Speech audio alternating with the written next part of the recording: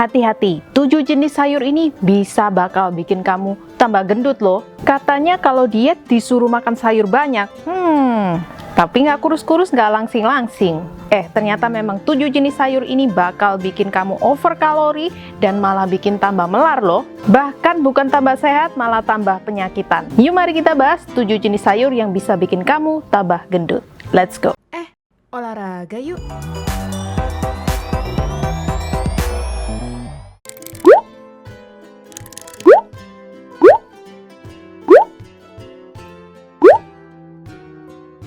Nah, intro dulu nih, kenapa sayur digadang-gadang nih bisa bagus banget buat diet dan gampang langsing. 1.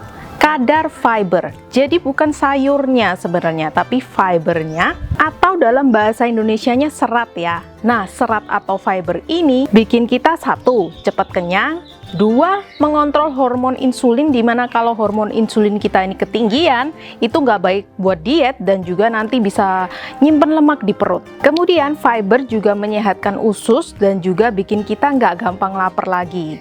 Baik banget kan bagi diet kan? So nggak usah lama-lama, 7 jenis sayur pertama yang bikin kamu tambah gendut. 1. Sayur yang dimasak terlalu lama. Ketika sayur dimasak terlalu lama nih, bukan hanya nilai fibernya saja yang berubah, tapi struktur fiber dalam sayur tersebut berubah menjadi struktur yang lebih mudah dicerna. Sehingga yang tadinya bisa buat tambah kenyang, tahan lapar, menstabilkan hormon insulin, itu efeknya berkurang guys. Apalagi vitamin mikronutrisi kalau dimasak terlalu lama kan juga hilang. Nah, solusinya kalian kalau masak sayur jangan lama-lama nih. Pokoknya masih ada tekstur crunchy-nya, masih krenyes-krenyes kalau digigit, itu masih oke banget. Sayur kedua, sayur yang over kalori. Loh, kok bisa sayur over kalori? Nah, sebenarnya semua sayur itu rendah kalori guys. Tapi biasanya nih karena salah metode memasak, karena supaya pengen banget enak, akhirnya over kalori, yaitu karena over minyak. Loh, kan aku sudah beli minyak mahal. Minyak olive, minyak kelapa. Mahal loh itu. Nah, mau menggunakan minyak apa saja, itu tetap aja kira-kira kalorinya 1 sendok makan itu 120 kalori. Jadi ketika kalian masak pengen wangi nih, pakai 2 sendok atau 3 sendok makan, itu udah kalorinya nambah berapa?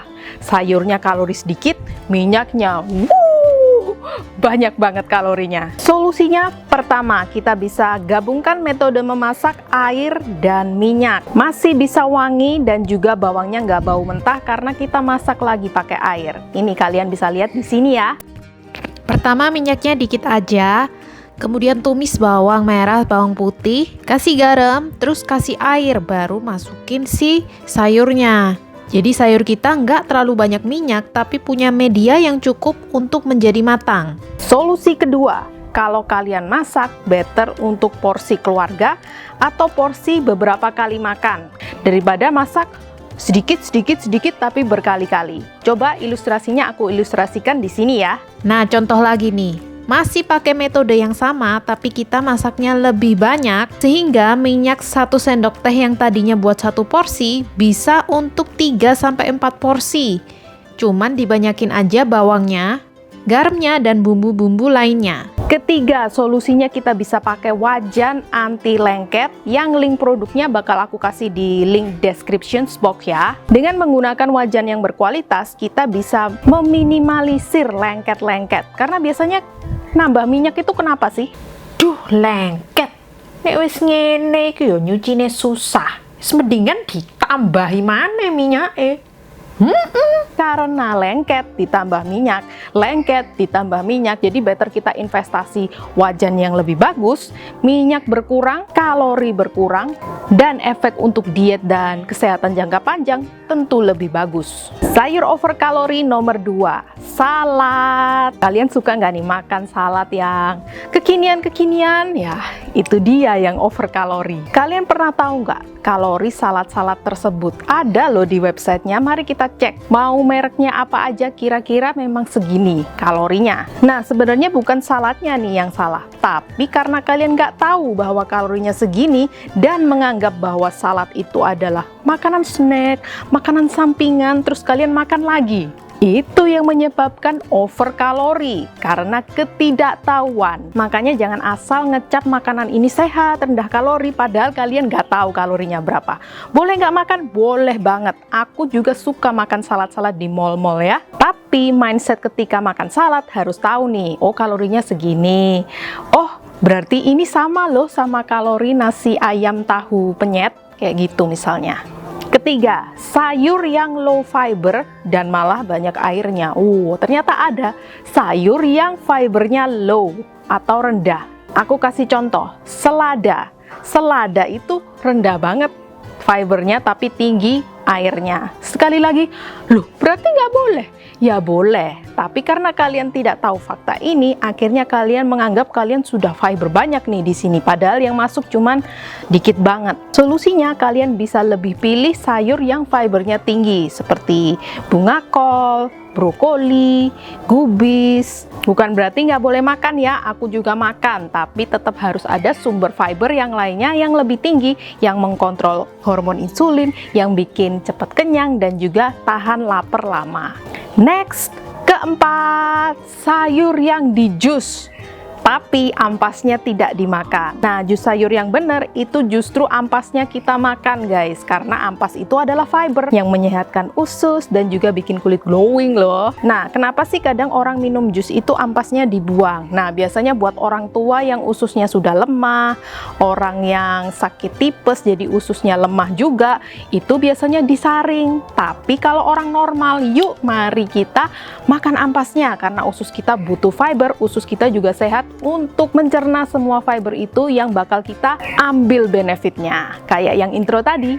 By the way, aku juga punya banyak resep jus sehat, enak, dan semua orang sudah merasakan benefitnya, bahkan kulitnya juga glowing. Yuk kalian bisa cek di link description box ya. Nah, bagi yang salfok aku pakai baju apa? Aku pakai baju dari Miniletics. Kalian bisa beli di link description box. Semua baju Miniletics udah aku pakai di workout sehari-hari dan juga Instagram, story, dan feed aku. Jadi kalau aku pakai sports bra yang sporty, udah pasti Miniletics ya. Warnanya lucu-lucu dan hits banget. Jangan lupa beli di link description box. Kelima, sayur yang cara masaknya pakai santan. By the way guys, aku mau info, santan itu sebenarnya sehat kecuali dia dipanaskan melebihi 60 derajat Celcius ke atas. Pertanyaannya nih, kalau kalian masak sayur pakai santan sampai mendidih nggak? Sampai 100 derajat Celcius nggak? Nah itu, santannya bisa berubah menjadi lemak yang kurang baik. Padahal asalnya baik ya. Bukan hanya itu, karena biasanya sayur yang bersantan ini berkuah, kalian suka nih minum kuahnya bahkan dikokop.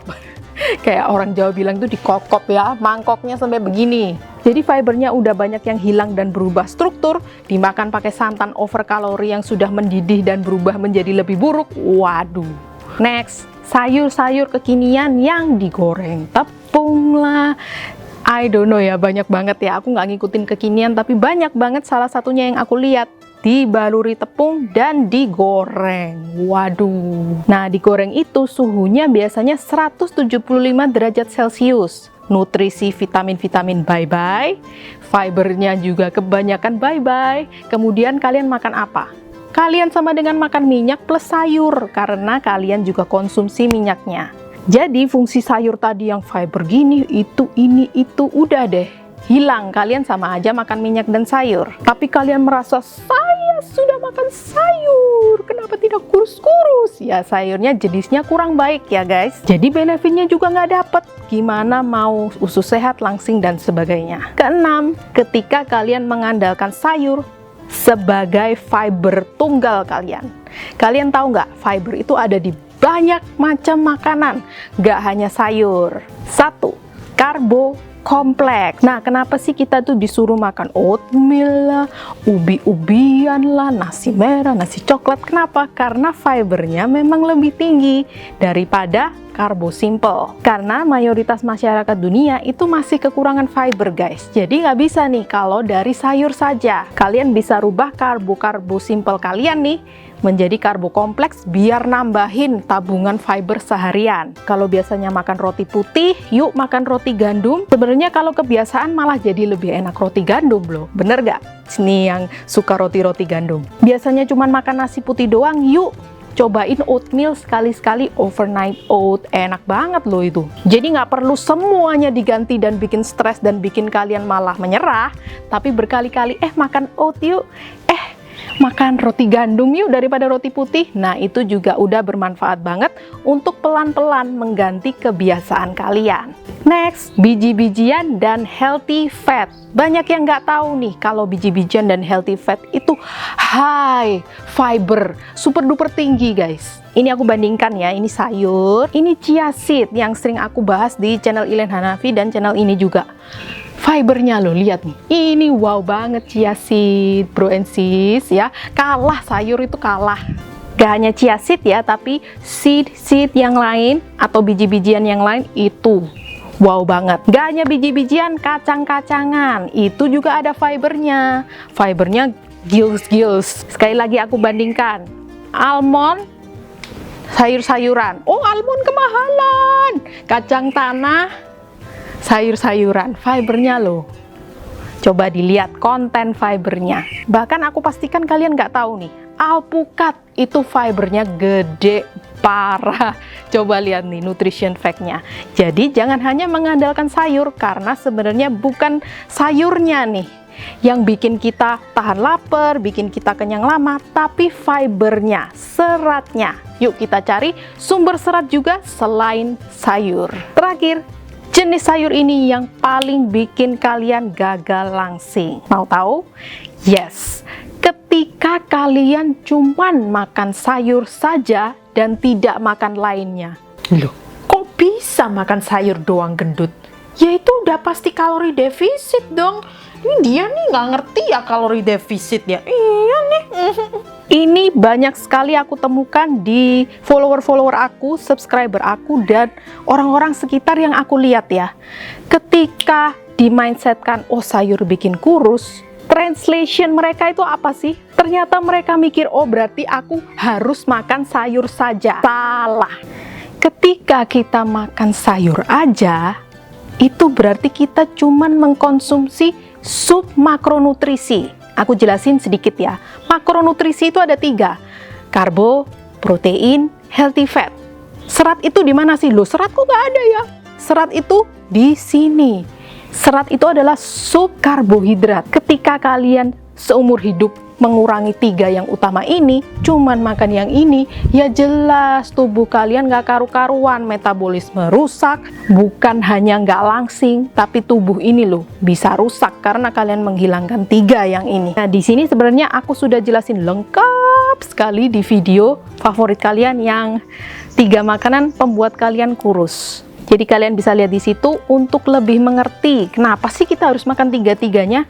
Kenapa sih kalau makan sayur doang nggak bisa kurus kayak gitu.